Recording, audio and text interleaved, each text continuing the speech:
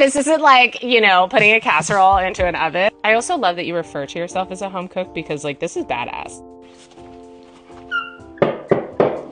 That's so cute. Hi. I mean, best door knocker. Very excited about that. You. Oh, Welcome. thanks for having me in Ojai, and long time coming. I'm so excited to meet you in person finally. I'm so excited to meet you. I've been a huge fan for years, so it's great to have you. This episode is in partnership with Charity. We are so excited to be partnering up on a couple episodes, and I think this one in particular, being in Ojai, in this gorgeous place in California, just totally fits the vibe. Welcome back to Nature of Things. This is the first Ojai edition. I am so excited to be here with Diana Yen. She is an incredible cook and cookbook author. You just released Firepit Feast, which is like my new Bible. I love outdoor cooking. I think people are super intimidated by it. And I love how you break it down in a way that a home cook can really relate. We just met today. It's been so exciting. And I've admired you for so long from afar. Oh, thank you. I'm so happy to have you and to get to host you and cook together today. Yeah, the approach for this was for home cooks to not feel intimidated. And I've had so many women write me and be like, I want to cook better when I'm camping. I want to cook like this at home. Like, how can I do it? So this is just like a really simplified guide to cook food that you want to eat on the fire. What are we making today? Okay, we are doing mushroom carnitas tacos from my book. And I have a lot of friends that have different, dietary needs. And I was like, how can we do a fun vegetarian one that everyone can enjoy? Your mushrooms here, please give us the rundown because they're just so spectacular. So we're working with big clusters because I think they're easier to handle on the fire. Yeah. Instead of breaking them down, we're going to kind of leave them like this. And we have oyster mushrooms and shiitakes. Where do we start? And I love how prepped. You know that you're a professional. I knew it's needs. I know. I wanted it to be a I feel little really organized. taken care of. It's very swanky. Yeah, so we're going to start by making the marinade. So what got you into cooking to begin with? Gosh, let me think. I love to entertain. I was in design school in San Francisco, and that was like, when I discovered Alice Waters and all of her books, and I really couldn't afford to eat out.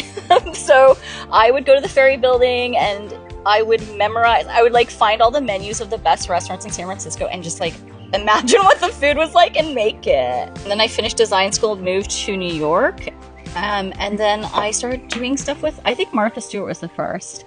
Where Subtle flex. I did. By the way, she gets more iconic by the week. Like every time I open Instagram, there's like an even more incredible video of her. I'm like, she is just hit after hit after hit. Martha, I love you. It would be a dream to have you on this series.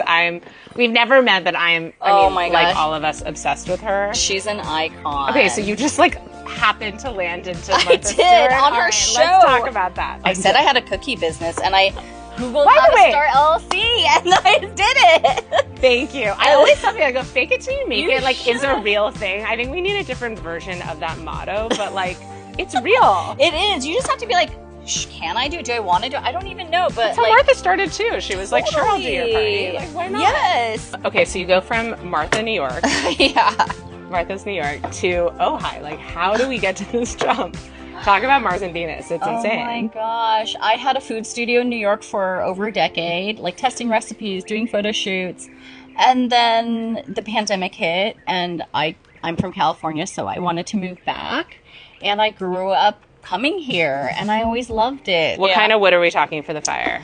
I am using oak most of the time. That's our local wood in Ojai. So, find out what wood you have locally and use that. What else goes in the marinade? Give me the rundown. Okay. Do you want to, there's going to be apple cider vinegar. Diana's like, everything's simple. I'm like, except for they're simple and like so beautifully curated. Look at this.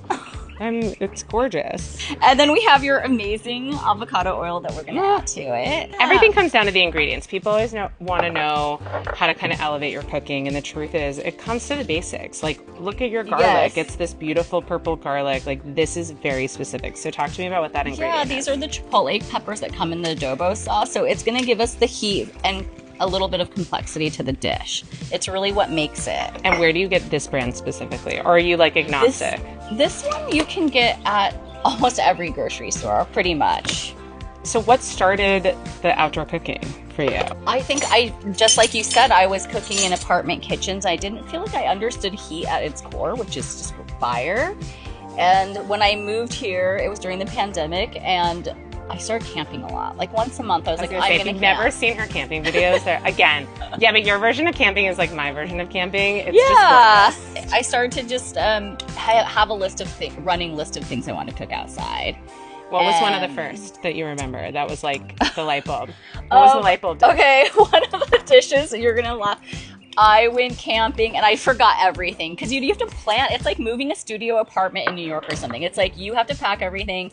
I fully forgot like my kitchen setup. My mom had one of those Korean cooking domes, so I was like, I packed it and I was like, I'm just gonna do a Korean barbecue, and I bought all the stuff, marinated all the banchan. Again, subtle flex.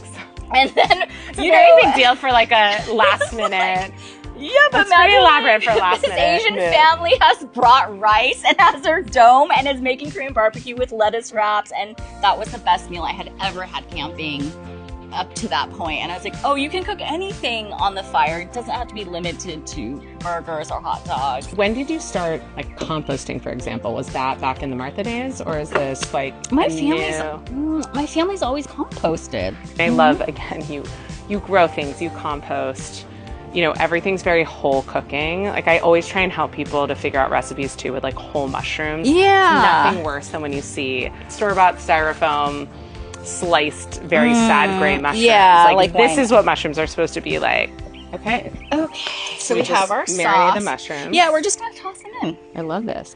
Also, I love this. It's like a really thick marinade. Someone starting out, what's like the opening advice you'd give them? The best advice I can say is probably to prep ahead and use a lot of sheet pans to like bring your stuff out. Once you start a fire, you want to keep an eye on it. You don't want to be like, now I have to season this chicken and like run into your kitchen. So you want to be like, have all your stuff outside, and then you can cook outside. So that's the nice part, is like what we're doing, it feels so much better than like being in a kitchen in a way, With fire cooking, you have to realize like when you burn stuff, it actually tastes pretty good when you're outside. It's a good burn. We are basting it with this really nice avocado oil. Camilla almost burst. That looks honestly, this is basically my setup for pozole.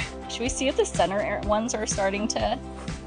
Yeah, it's starting to get there. Yeah, so you can give it a little flip. Oh, is it too? You want to go, how about from this side? Whoa. That's the one thing about... I was going to say, it just was one of those that like catches you, you know what I mean? It oh just, my gosh. No, the three of us are fake crying. Whew. No, there were 100-degree days that I was really crying trying to finish the book. Oh my god. Actually, I am going to get myself up. You put show them the trick. I've seen people put on like shop goggles. That big this one's nice, yeah, with the little good. You want like with all the little tar bits. Yes. Yeah. Once it starts to puff up, you're already like kind of like, let's keep an eye on it. And there's a fork there if you need it. I'm really into this salsa. It's gorgeous. One last touch. Oh, I've nice. got a little secret sauce for you that you haven't seen yet. Yeah. It's a little chili oil. What kind of chilies are in there? Chili de árbol. Oh my gosh, the whole pepper. It's beautiful. I told you I like it hot, so we're turning up the heat here. That's cool. The best part of this too is like we have a beautiful fire to enjoy. Yeah. I feel like it also creates just this vibe. It's very cozy. Well, here's to composting, mushroom tacos, and open fire cooking. Yay! Thank you for welcoming me into your home. I'm so excited to get. Thanks for being here. I love how juicy it is. Insane.